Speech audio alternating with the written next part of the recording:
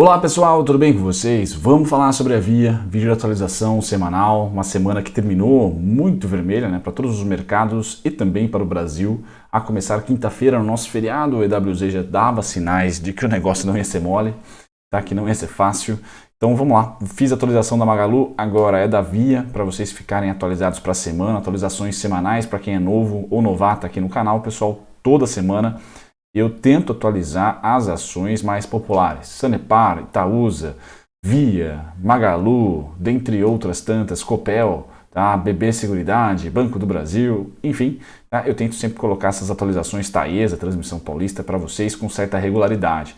Então eu acabo focando muito essas empresas que eu falo toda semana em análise técnica em macro, porque os fundamentos não mudam de semana para semana e tão pouco às vezes de trimestre a trimestre, ano a ano, Então por isso que vocês já enxergam gráficos. Eu começo com o primeiro gráfico falando da curva DI, Então o cenário que a gente traçou aqui, juntos no clube, ele se concretizou, A partir do momento que a gente rompeu aqui, abriu a nossa curva acima dos 11,17, pessoal, Só tinha um caminho para ir, que é os 12,13, está caminhando, Muito provavelmente no pregão de segunda ou de terça a gente deve ter um encontro já do primeiro entrave para a curva longa. Lembrando, essa é a curva de 28, curva de 30, vencimento janeiro de 28, janeiro 30, ou seja, não precisa seguir o que a Selic vai fazer, não deve seguir o que a Selic, na economia real, vai fazer.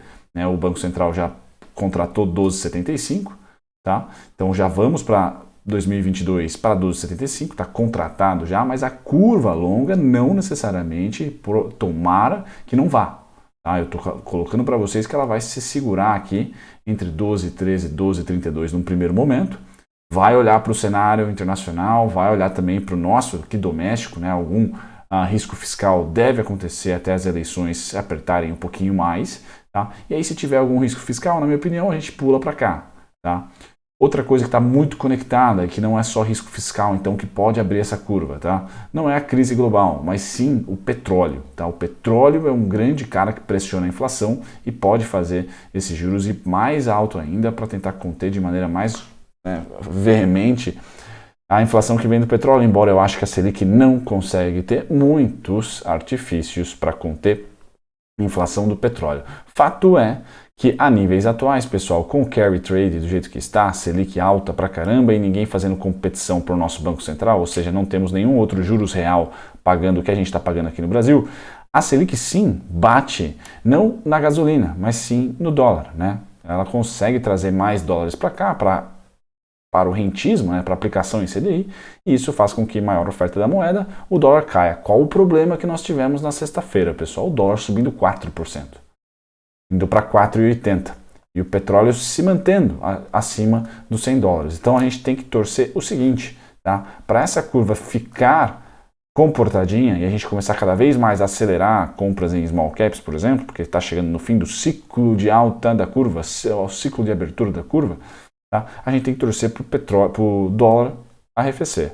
A gente precisa de enxugar essa alta que nós fizemos na sexta-feira, porque senão a pressão que o Banco Central vai ter, não para maio, porque já contratou mais 1%, mas para junho, julho, vai ser de mais altas. E aí o mercado não todos os agentes do mercado estão precificando, vamos dizer, de 13,25 para cima.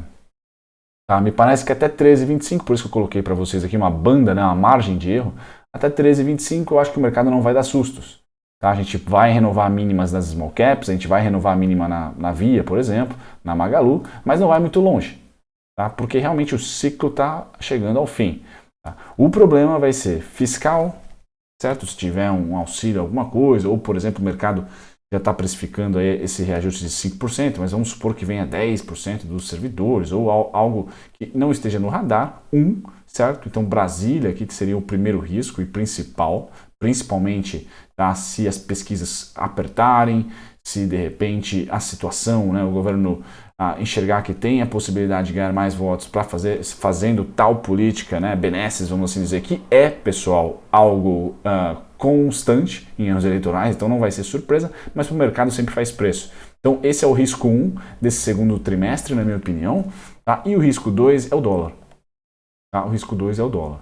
A gente não pode ter o dólar para cima, pessoal, porque commodities me parece que já temos bastante coisa no preço, ou seja, deve ficar alta, mas lateral, não deve mais fazer grandes preços, ou seja, o petróleo não deve ir para $150, a gente torce para que não.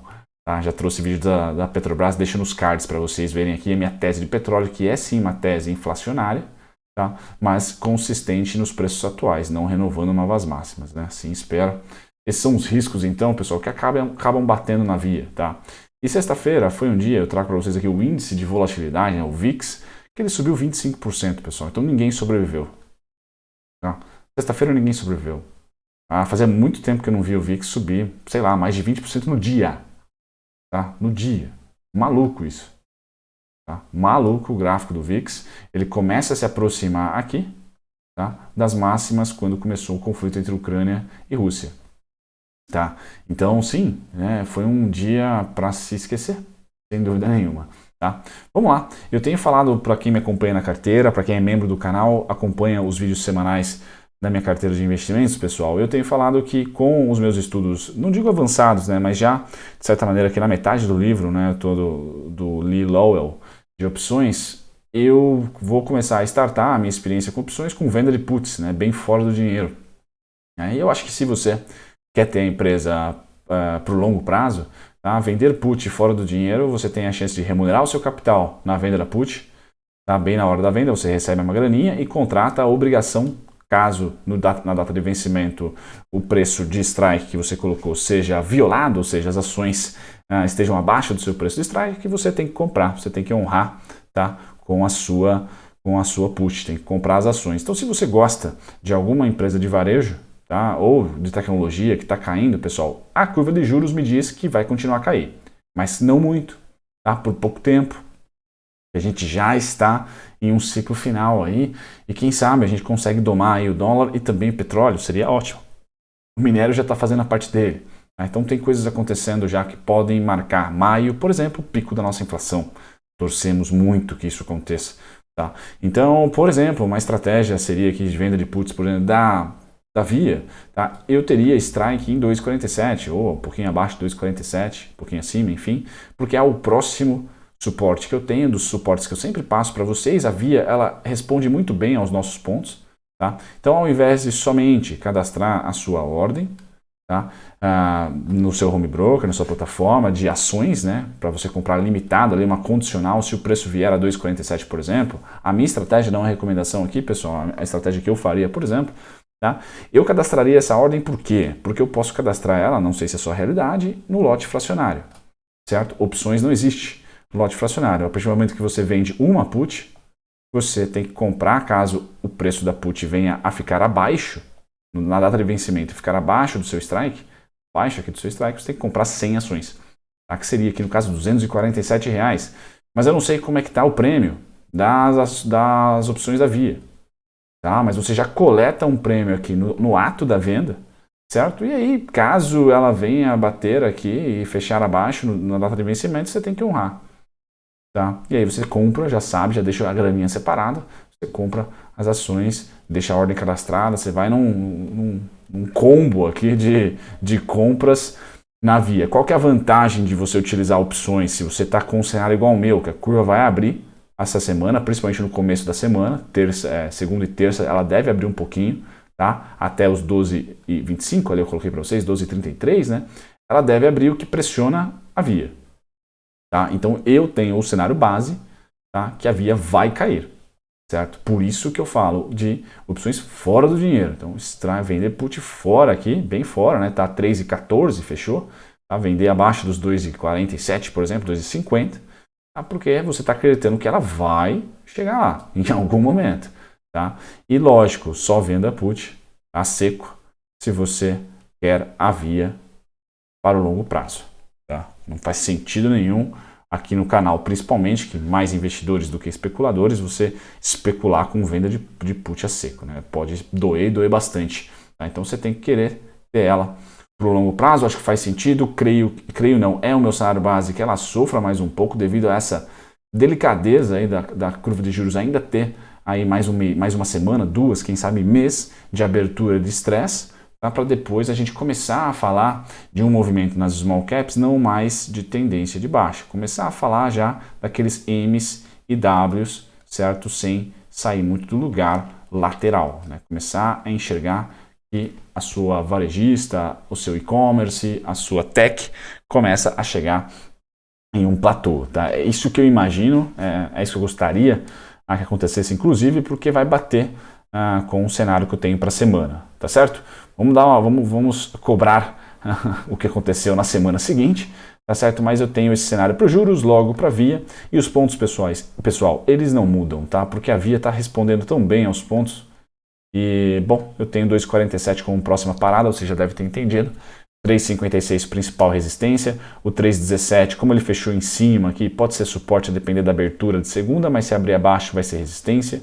3,79 resistência, e aí vocês já sabem os pontinhos todos, né? O preço, vamos dizer assim, justo para a Via, quando a curva de juros parar de abrir, pessoal, tá? Só o fato de parar de abrir, já acho que vai ter um fôlego aí para as small caps, para as ações de consumo e varejo e construção civil, por exemplo, a 7,67, tá? Então é um spread bom aqui de 2,47 para 7,67. Beleza? Fico por aqui. Dicas aí de opções. Se você gostou do papo que eu falei dos vídeos semanais, pessoal, seja membro do canal quem tiver essa possibilidade, tá, de patrocinar aqui o meu tempo com vocês. É R$ 7,99 por mês. Vocês acompanham aí semanalmente vídeo da minha carteira, tá? Então eu falo um pouquinho desse cenário, né?